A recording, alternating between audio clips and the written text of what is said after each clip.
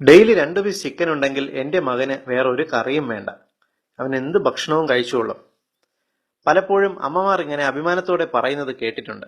എന്നാൽ അറിയുക, ബ്രോയിലർ കോഴി ഇറച്ചിയിൽ അമിതമായി കലരുന്ന ആഴ്സനിക് എന്ന രാസവസ്തു ക്യാൻസർ പോലുള്ള മാരക രോഗങ്ങൾ ഉണ്ടാക്കുകയും ബുദ്ധിമാന്ദ്യം സൃഷ്ടിക്കുകയും ചെയ്യും.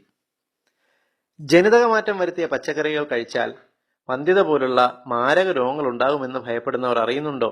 നമ്മുടെ നാട്ടിൽ കഴിഞ്ഞ 35 വർഷമായി കിട്ടുന്ന ബ്രോയിലർ ചിക്കൻ ജനിതകമാറ്റം ഉണ്ടാക്കി വിപണിയിൽ ഇറക്കിയ ഒരു വിഭവമാണെന്ന്.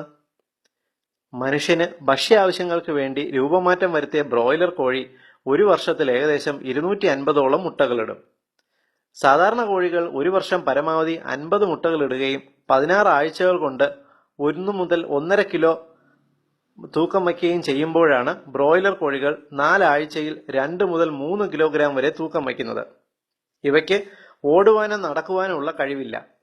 ആഴ്സനിക് എന്ന രാസവസ്തുവും അമോക്സിസിലിൻ ടെട്രാസൈക്ലിൻ എന്ന ആന്റിബയോട്ടിക്കുകളും ചേർത്ത് കോഴിത്തീറ്റയിൽ നൽകുമ്പോൾ കോഴിയുടെ മസിലുകളിൽ കൂടുതൽ രക്തക്കുഴലുകൾ ഉണ്ടാകുന്നു. കോഴിയുടെ മസിലുകൾക്ക് മാംസളതയുണ്ടാകുന്നു.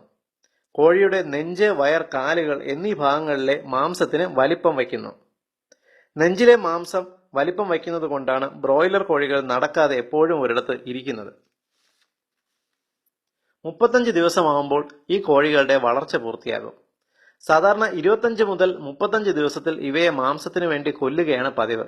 എന്നാൽ 40 ദിവസത്തിന് മുകളിൽ ഈ കോഴികൾക്ക് ആയുസ്സുണ്ടാകുകയില്ല. ഹൃദയപേശികളോ വൃക്കയോ തകർന്ന് ഇവ ചാകുകയാണ് ചെയ്യുന്നത്. സാധാരണ കോഴി ഇറച്ചിക്ക് ഇളം ചുവപ്പ് കലർന്ന വെളുത്ത നിറമാണുള്ളത്.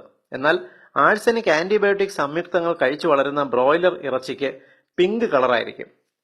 കുട്ടികൾക്ക് ബ്രോയിലർ ചിക്കൻ പതിവായി കൊടുക്കുന്ന ശീലം അവരിൽ ഗുരുതരമായ ആരോഗ്യ പ്രതിസന്ധി സൃഷ്ടിക്കും എന്ന് മറക്കരുത്. പൊതുസമൂഹത്തിന് ഏറ്റവും ഉപകാരപ്രദമായ ഹെൽത്ത് ഇൻഫർമേഷൻ നിങ്ങൾക്കായി അവതരിപ്പിച്ചത് ethnichealthcode.com.